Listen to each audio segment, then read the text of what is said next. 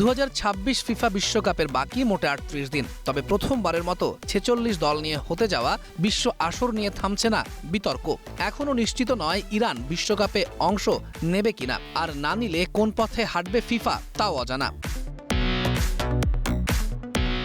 সম্প্রতি নতুন বিতর্কের জন্ম দিয়েছে ফিফার 76তম কংগ্রেস। কানাডার ভ্যাঙ্কুভারে হয়ে যাওয়া এই অনুষ্ঠানে অংশ নিতে গিয়েও টরন্টোর ইমিগ্রেশন থেকেই ফেরত এসেছে ইরানের প্রতিনিধি দল, যেখানে ছিলেন দেশটির ফুটবল প্রধান মেহেদি তাজ। ইরান অনুপস্থিত থাকলেও সেই কংগ্রেসেই ফিফার প্রেসিডেন্ট জোর দিয়ে বলেছিলেন ইরান অবশ্যই বিশ্বকাপে অংশ নেবে। তবে প্রশ্ন উঠছে, ফিফার কংগ্রেসে অংশ নিতে কানাডা যেতেই বাধার মুখে পড়েছে ইরানের অফিসিয়ালরা। সেখানে আদৌ কি যুক্তরাষ্ট্রে গিয়ে বিশ্বকাপ খেলতে পারবে দেশটি? কেননা বিশ্বকাপে তো শুধু ইরান ফুটবল দল নয়, যাবেন অফিসিয়ালরাও।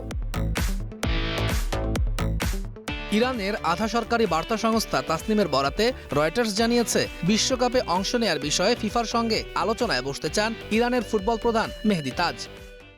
আমরা যদি বিশ্বকাপে অংশ নিতে যাই, তাহলে আমাদের দলের জন্য কোনো বাহ্যিক সমস্যা বা বিতর্ক যাতে না থাকে তা নিশ্চিত করতে ফিফা কর্মকর্তাদের সঙ্গে বৈঠক করা প্রয়োজন।